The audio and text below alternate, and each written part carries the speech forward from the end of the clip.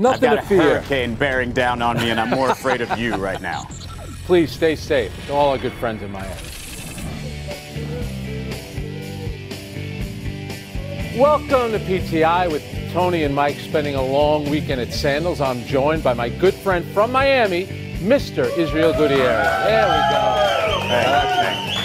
And like I said, please stay safe. And we begin today with Clemson, the defending national champs, who cruised to a 52-14 win over Georgia Tech on Thursday. That's now 11 straight wins by 20 or more points for Clemson, the second longest streak in AP poll history. Travis Etienne, did you see him last night? Rushed for 205 yards, but the offense was far from perfect. Trevor Lawrence, the Tigers quarterback, threw for 2 interceptions. So, Izzy, is there anything at all, especially after what Lawrence did, for Clemson to be worried about?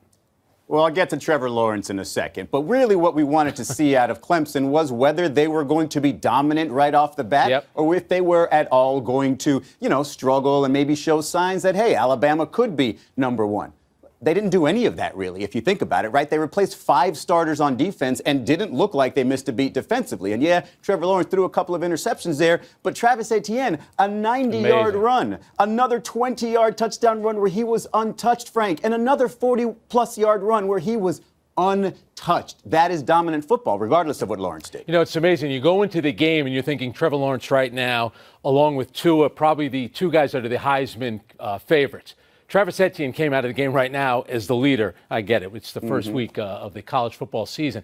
But here's the thing about Trevor Lawrence. He's so good that even when he makes a mistake on the interception, he hustles back, he makes the tackle, then they stop Georgia Tech on 4 downs. And then after the game, Dabo Swinney's talking about Trevor Lawrence and the tackle he made. So even when he doesn't play that well, and he's going to need to play better because they do get Texas A&M, and then they have to go up to Syracuse, which will be tough games. But I'll tell you what, you watch Clemson last night, it's not even their A game, and they still roll, Izzy. I don't know who can beat them. They look like they're going to be one of the Final Four teams. Chances are one of the teams playing on the final night of the season. Lawrence showed you his legs too, Frank. He showed you everything that he can do. Obviously, those 2 interceptions were not ideal. But here's the thing. They are so good that he can play that way and struggle, and they're still going to dominate. And so I think his Heisman Trophy chances might have dwindled a little bit if you consider that that's the way he's going to play, and he might not play in very many fourth quarters against some bad teams. By the way, Alabama's the team that has the record 12 wins or 20 or more, by 20 or more points, 12 consecutive wins. It'll be tough for Clemson to do that against Texas A&M next week. But like I said,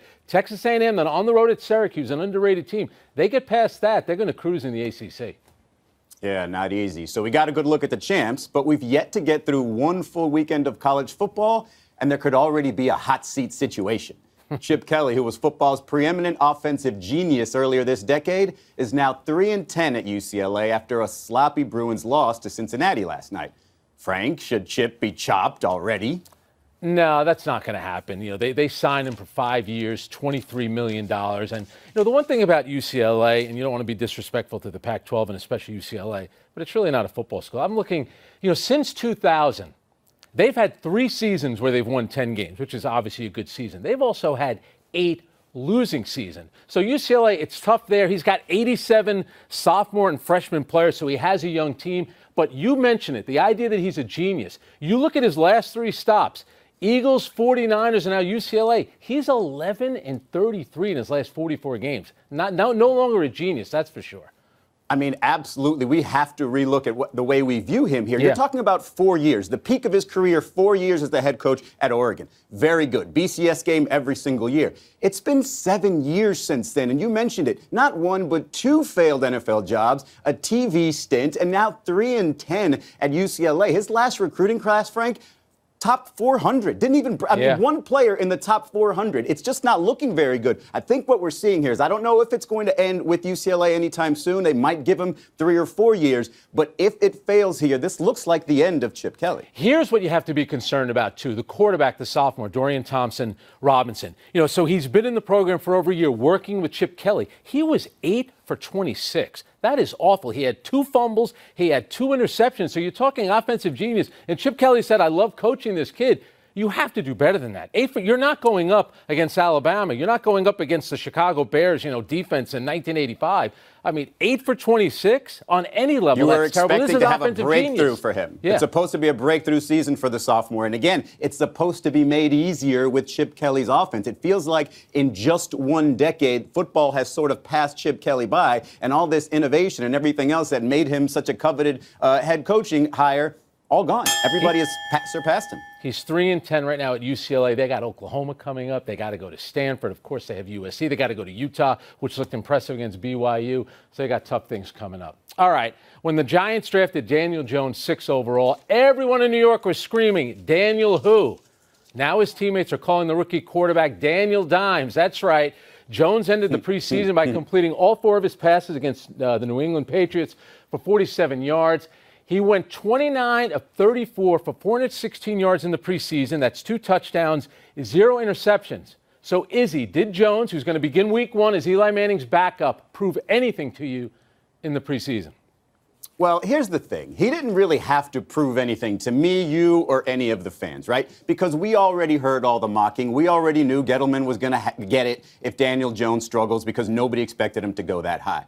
The people he had to win over were in that locker room. And he has done that, right? It's the perfect position for him to be in. You know Eli Manning's going to be the starter, and ideally he would do well and maybe, end his career on a high note, and they maybe, who knows, surprise people, make the playoffs. You never know in the NFL. But under this situation, he goes in as the backup. You know that if Eli struggles, when he comes in, the team's going to feel confident, and they're going to look toward the future. Because the future of this team isn't Eli Manning and Saquon Barkley. It's Daniel Jones and Saquon Barkley. It's funny about Jones, too. They played him in such short spurts in the preseason. It was almost like, yes, they wanted to build up his confidence, but they wanted to build up, like you said, the confidence of the players in the locker room and also the fan base, because they were taking a lot of shots for drafting him 6 overall. It's funny. You think about that other high-profile rookie out of Duke, Zion Williamson. Daniel Jones has had a better summer than Zion Williamson, so in some ways he's already accomplished something.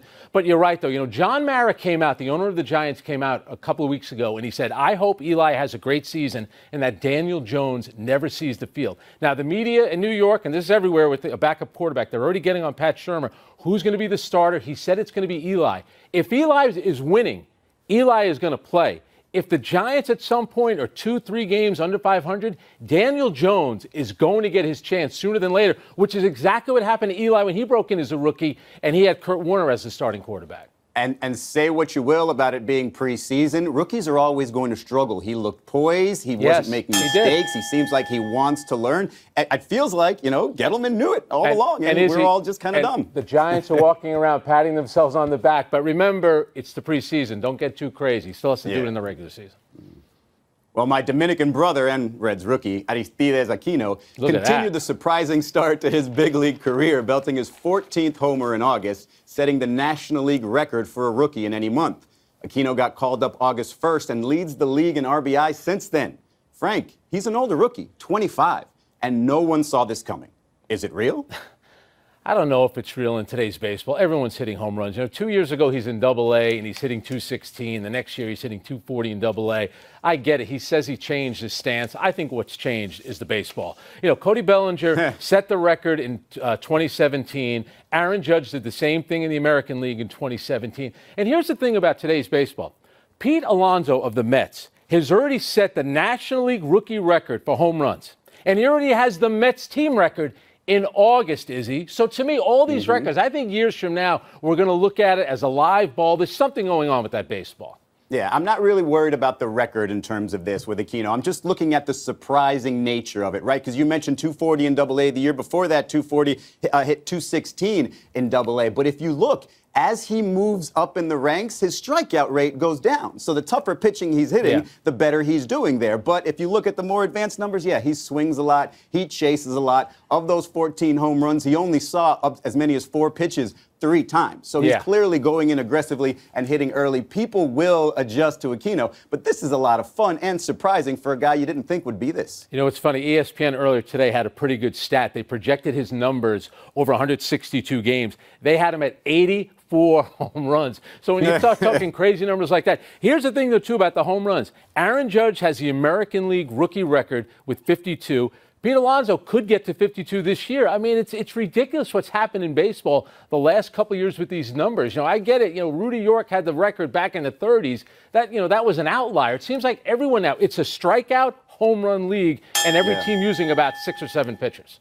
Luke Voigt for the Yankees, another one of those guys later, in his career, came up and had a big year last year and then kind of settled down a little bit. So probably going to happen with Aquino, too. All right, on to the biggest story of the week. Carly Lloyd scored a goal in the U.S.'s 4-0 win over Portugal on Thursday in Philadelphia. But everyone is still talking about the field goal she converted earlier in the week at Eagles practice. In fact, Buffalo Bills place kicker Stephen Hauschka, who is a Division III college soccer player, let's hear it for the Division III college soccer players, believes that Carly Lloyd can make that huge leap to the NFL, saying, quote, "I do think it's possible to kick well in this league as a female." Izzy, do you think that the expert opinion of Hauschka will quiet all the naysayers out there, including this one? I don't know if it'll quiet them, but I do know this, Frank, and as somebody who fancies himself a football player, kickers know their craft well, right? They can see it.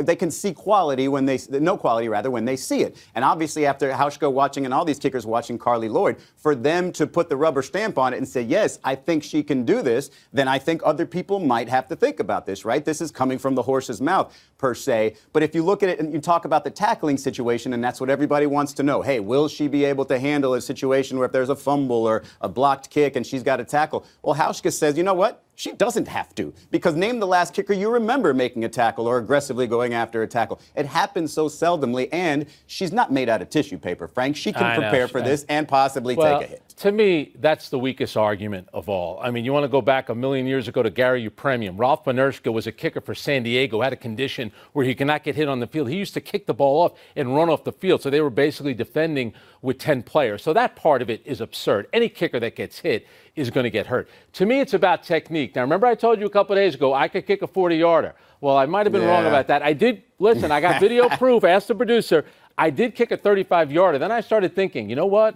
For Carly Lloyd to make it an additional 20 yards is impressive. But remember, she was running up 5 yards. So when you're talking technique, she's got the leg. She scored a goal from midfield in the World Cup final 4 years ago against Japan. She might be one of the few females that can do it, but she still has to work on the technique. You can't run up 5 yards on the ball, Izzy. You can. She's probably going to get some coaching from Morton Anderson. Remember him? He reached out and said he'll help her out. She'll have all the help she needs. I'd love to see her do it. By the way, she scored the goal in Philadelphia. She's from South Jersey. She's a big Eagles fan, so she started doing the fly, Eagles fly. Then she held her hands up to say, good. I'll tell you what, she's milking this. She's doing a good job of marketing.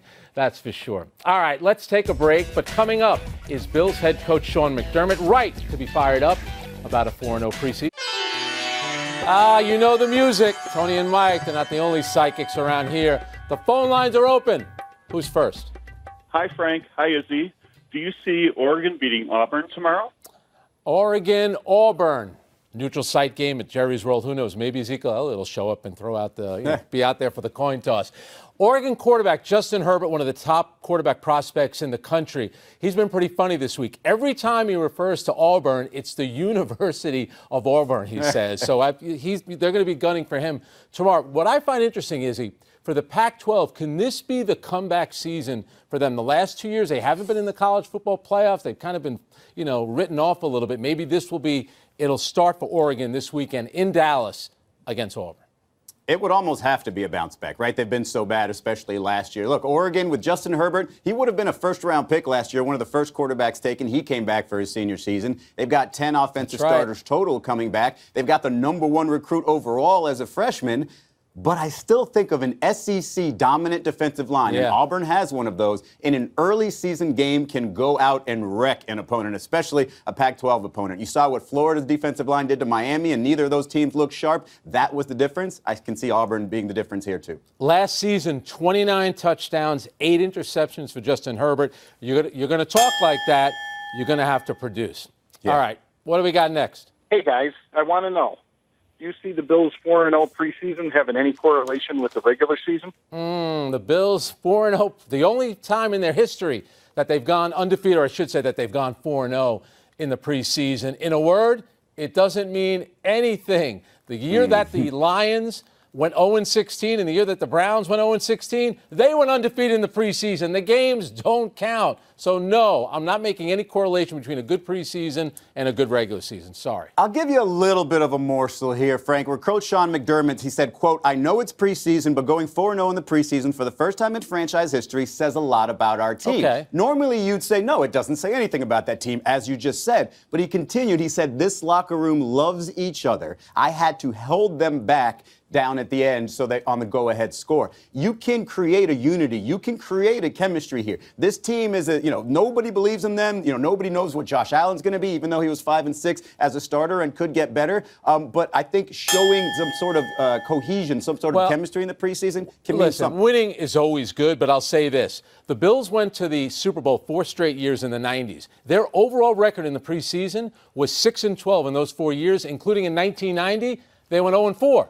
So what does that tell you? It's still the preseason. What do we got next? Hey, Izzy. What's up, Frank? Do you see the Miami Dolphins trading Laramie Tunsil for Jadeveon Clowney?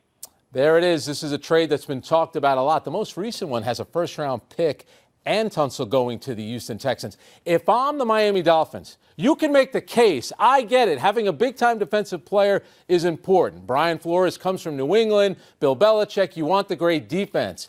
But in today's day and age in the NFL, having a big-time left tackle is just as important. So to me, I don't like this trade for Miami whatsoever. I like Clowney. I'm not making that trade.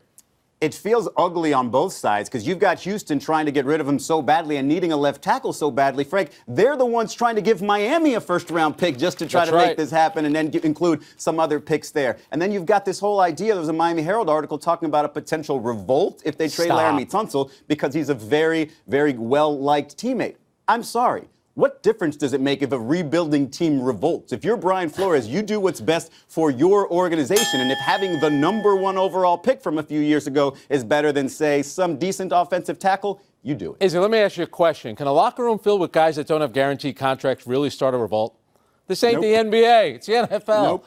All right, what do we got next? Hey, Frank and Izzy. Do you see Coco Gauff beating Naomi Osaka tomorrow? Oh, Coco Gauff. She's become the darling of the U.S. Open, the 15-year-old. By the way, Naomi Osaka is only 21 years old. Of course, the Wimbledon champ. She also won the Australian Open. I think that Naomi Osaka, a little too experienced at this point. The crowd will be behind Coco Gauff, which is important. By the way, she won her doubles match today. But I think Naomi, just a little too much experience for young Coco Gauff. Yeah, if there was ever a time to beat Naomi Osaka, though, it might be at this Grand Slam. She lost early in the French. She lost in the first round. And Wimbledon, remember, she fired her coach back in February, and nobody really knowing where she was going. But I just think here Coco's probably a little bit too inexperienced. And frankly, I think it might be too much too soon if she goes too far here. You sort of make gradual steps along the way. Real quick, Frank, shout out to Taylor Townsend yesterday, who beat Simona Halep in a super entertaining match. She went up to the net over 100 times. There's an American player not a lot of people talk about. That was an amazing match for her to face. You'll get female players, even male players, that over the course of a year won't go to the net 106 times. Right? She did it. It was great to see a serve and volley player. The American women are doing really well. Can you imagine if we ever get Coco versus Serena at the U.S. Open? By the way, Naomi Osaka versus Coco Gauff, that'll be a Saturday night match. All right, that's it. The phone lines are closed. We're taking one last break, but in our future, I see us talking about the most exciting match point at the U.S. Open yesterday. And what should we expect from Jalen Hurts in his first start for Oklahoma? He better win a Heisman Trophy because everyone at Oklahoma wins a Heisman Trophy. I mean, it seems to be the thing to do. Decker's husband holds the distinction of being the last American man to win a Grand Slam tournament. That was the 2003 U.S. Open. In fact, Roddick is the last American man to make a Grand Slam final. That was in 2009 at Wimbledon. That epic battle ended with Roger Federer winning the fifth set 16-14. Since Roddick's win in 2003, only 3 American women have won a major. Get ready, it's a quiz, Izzy. The Williams sisters and Sloane Stephens. I remember Andy Roddick being a huge fan of his and wanting more, and now I got nothing to follow. Big-time hitter. A not-so-happy anniversary, Andre Parker. On this day 7 years ago, the Kent State special teamer scooped up a Muff Townsend punt and tried to take it back to his own end zone for a safety, only to be run down by and tackled by a couple of guys from Townsend. All right, I don't want to ruin a fun story, but the ball was placed at the spot of the recovery because, as you know, Izzy, you can't return a muff punt in either direction. That makes it even funnier. Happy trails, Marius Copil. The Romanian lost in straight sets to Gael Monfils, who ended the match with a little panache. A 360 Vince Carter-like slam on match point. It may not be proper tennis etiquette, but it was definitely spectacular. Izzy, are you going to shake my hand after I do this to you on match point? I would shake your hand. I would shake Monfils' hand. I would not shake Kyrgios' hand if he did that to me. I just wanted to say Gael Monfils. No errors today. We're running out of show. Let's go to the big finish. The Dolphins name Ryan Fitzpatrick, their starting quarterback. Right call. I mean, it's the right call if they want to tank for Tua. I think they want to let Josh Rosen get some reps in there at some point. Team USA opens its World Cup against the Czech Republic on Sunday. Are you optimistic? I'm not optimistic for the Czech Republic. By the way, they also play Turkey, then Japan to make it to the knockout stage. Rock Nation got Meek Mill and Meghan Trainor, two of your favorites, for next week's NFL opening night concert. Your thoughts? My thoughts are those are both names that people recognize. The Mets have lost 6 straight, Frank. Is it over for them? I believe it is over. They had that nice little run. Everyone was starting to believe. And then the Mets, they pull your heart right out. Last one, Jalen Hurts starts for Oklahoma against Houston on Sunday night. What do you expect? A Heisman Trophy. He's a capable quarterback playing in Oklahoma. They're supposed to win. You know what? Win big. He's a good kid. I'm happy for him. Hope he does well this year. All right. We're out of time. Thanks for watching. I'm Frank Isola. And I'm Israel Gutierrez. PTI is back on Tuesday on ESPN2. You can get the podcast on the ESPN app or Apple Podcasts. Be safe down there.